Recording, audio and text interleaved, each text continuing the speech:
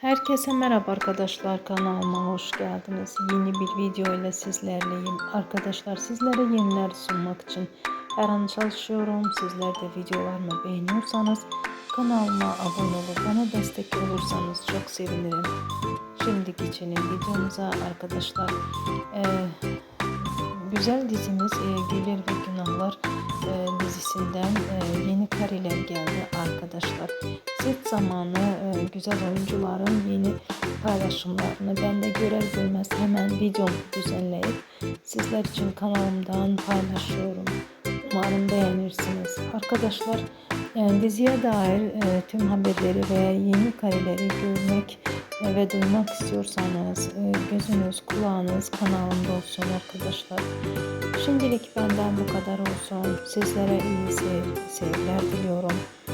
Arkadaşlar, videomu beğendiyseniz beğen düğmesine basmayı ve bana yorum yazmanızı unutmayın. Şimdilik benden bu kadar olsun. İyi seyirler diliyorum. Diğer videolarımızda görüşmek dileğiyle. Hoşça kalın. Kanalıma abone